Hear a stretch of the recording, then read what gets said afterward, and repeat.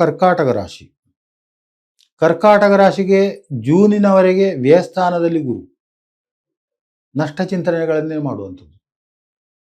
ಅಲ್ಲಿ ಅದು ನಷ್ಟ ಆಯಿತು, ಇದು ಇಲ್ಲಿ ನಷ್ಟ ಆಯಿತು. ಆದರೂ ಕೂಡ ಚತುರ್ಥ ವೀಕ್ಷಣೆ ಮಾಡ್ತಾನೆ ನೋಡಿ. ಒಂದು ಯಾವ ಭಾವವೂ ಕೂಡ ಕೆಟ್ಟದಲ್ಲ.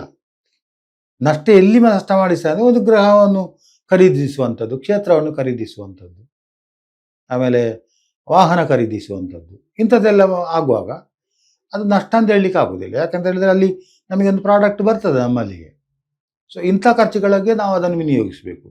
ಯಾವುದೋ ಒಂದು ಕೋರ್ಟಿಗೆ ಹೋಗಿ ದಂಡ ಕಟ್ಟುವಂಥದ್ದು ನಷ್ಟವೇ. ಅದು ಮಾಡಬಾರದ್ದನ್ನು ಮಾಡಿಕೊಂಡು ಸಿಕ್ಕಿ ಹಾಕೊಂಡು ಅದನ್ನ ನಷ್ಟಗಳು. ಇನ್ನು ಗುರು ಕರ್ಕಾಟಕಕ್ಕೆ ಬಂದಾಗ, ಜೂನ್ ನಂತರ ಕರ್ಕಾಟಕಕ್ಕೆ ಬರ್ತಾನೆ. ಕರ್ಕಾಟಕ ಜನ್ಮೇ ಗುರು ದುಃಖದಾಯಕ. ತಾನು ನಿನ್ನೆ ಮಾಡಿದ್ದನ್ನೆಲ್ಲ ಯೋಚನೆ ಮಾಡಿಕೊಂಡು ತಲೆಬಿಸಿ ಮಾಡಿಕೊಡೋದು. ಬೇರೆ ದುಃಖಗಳಲ್ಲ, ಇನ್ನೊಬ್ಬ ದುಃಖ ಕೊಡುವುದು ಅಂತ ಹೇಳೋದಕ್ಕಿಂತ ತಾನು ಮಾಡಿಕೊಂಡದ್ದು ಏನುಂಟು ಅಂತೇಳಿ, ಅದರ ಬಗ್ಗೆ ನಾನು ನಿನ್ನೆ ಹಾಗೆ ಮಾಡಬಾರ್ದಿತ್ತು, ಮಾಡಿ ಮಿಸ್ಟೇಕ್ ಮಾಡಿಕೊಂಡೆ, ಈ ರೀತಿಯ ಚಿಂತನೆಗಳೆಲ್ಲ ಉಂಟಾಗ್ತದೆ. ಇನ್ನು ಕರ್ಕಾಟಕಕ್ಕೆ ಗುರು ಬಂದಾಗ ಅವನು ಪಂಚಮ ಸ್ಥಾನವನ್ನು ದೃಷ್ಟಿಸ್ತಾನೆ. ಆವಾಗ ಯಾರು ಪುತ್ರಾಕಾಂಕ್ಷಿಗಳ ಸಂತಾನಾಪೇಕ್ಷೆ ಉಳ್ಳವರು ಅವರಿಗೆಲ್ಲ ಸಂತಾನ ಆಗುವಂಥದ್ದು ಲಕ್ಷಣ. ಆದರೆ ಗುರುವಿನ ಅತಿಚಾರ ಇರುವುದರಿಂದ ಅವನು ಮತ್ತೆ ಪುನಃ ಸಿಂಹಕ್ಕೆ ಹೋಗ್ತಾನೆ, ಮತ್ತೆ ಪುನಃ ಕರ್ಕಕ್ಕೆ ಬರ್ತಾನೆ. ಸ್ವಲ್ಪ ಹೊಟ್ಟೆಯನ್ನು ತಳಸು ಮಳಸು ಮಾಡಬಹುದು. ಆವಾಗ ವೈದ್ಯಕೀಯ ಚಿಕಿತ್ಸೆಗಳು, ಸಲಹೆಗಳು, ಆಹಾರ ಪಥ್ಯಗಳು ಇದನ್ನೆಲ್ಲ ಮಾಡಿಕೊಂಡು ಹೋಗಬೇಕಾಗ್ತದೆ. ಯೋಗಸ್ಯ ಪರಿರಕ್ಷಣಂ ಕ್ಷೇಮ. ತನಗೆ ದೇವರು ಕೊಟ್ಟಂತಹ ಯೋಗವನ್ನು ರಕ್ಷಣೆ ಮಾಡಿಕೊಂಡು ಹೋಗು ಅಂತೇಳಿ. ದೇವರು ಇಲ್ಲ ಅಂತೇಳಿ ಯಾರಿಗೂ ಹೇಳುವುದಿಲ್ಲ. ನಮಗೆ ರಕ್ಷಣೆ ಮಾಡಿಕೊಳ್ಳಿಕ್ಕಾಗೋದಿಲ್ಲ.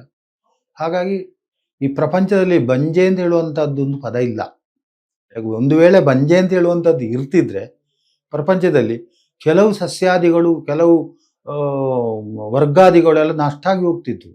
ಹಾಗೆ ಆಗುವುದಿಲ್ಲ, ಸಂತಾನ ಬೆಳೀತಾ ಹೋಗ್ತದೆ. ಅದು ಉದಾಹರಣೆಗೆ ನೀವು ಈ ತೊಂಡೆಕಾಯಿಯನ್ನು ನೋಡಿ, ಅದರಲ್ಲಿ ಒಂದೇ ಒಂದು ಹೂವು ಕೂಡ ಅದರ ಬೀಜ ಇಲ್ಲದೆ ಇರುವುದಿಲ್ಲ. ತೊಂಡೆಕಾಯಿ ಇದ್ದೇ ಇರ್ತದೆ, ನೀವು ಗಮನಿಸಿ. ಆದರೆ ಕೆಲಸ ಉದುರಿ ಹೋಗ್ತದೆ ಅದು, ಅದಕ್ಕೆ ಬೇಕಾದಂಥ ಪೋಷಕಾಂಶಗಳು ಸಿಕ್ಕದಿದ್ದಾಗ. ಅದೇ ರೀತಿಯಲ್ಲಿ ಮನುಷ್ಯನಿಗೆ ಕೂಡ ಎಲ್ಲ ರೀತಿಯದ್ದನ್ನು ಕೊಟ್ಟಿರ್ತಾನೆ, ನಮಗೆ ಉಳಿಸಿಕೊಳ್ಳಿಕ್ಕೆ ಆಗೋದಿಲ್ಲ. ಅಲ್ಲಿ ನಮಗೆ ಭಂಗಕ್ಕೆ ಬರುವುದು ಯಾವುದು? ಶೀಘ್ರ ಕೋಪ ಬರುವಂಥದ್ದು, ದುಃಖ ಬರುವಂಥದ್ದು, ಇಂಥದ್ದೆಲ್ಲ ಮಾಡಿಕೊಂಡು ನಮಗೆ ನಾವೇ ತೊಂದರೆಗಳನ್ನು ತಂದುಕೊಡುವಂಥದ್ದು. ಹಾಗೆ ತಾಳ್ಮೆ ಸಂಯಮಗಳು ಬೇಕು ಅಂತ ಹೇಳುವಂಥದ್ದು. ಇದು ಕರ್ಕಾಟಕ ರಾಶಿಗೆ ಗುರು ಬಂದಾಗ ಆಗುವಂಥ ಫಲ.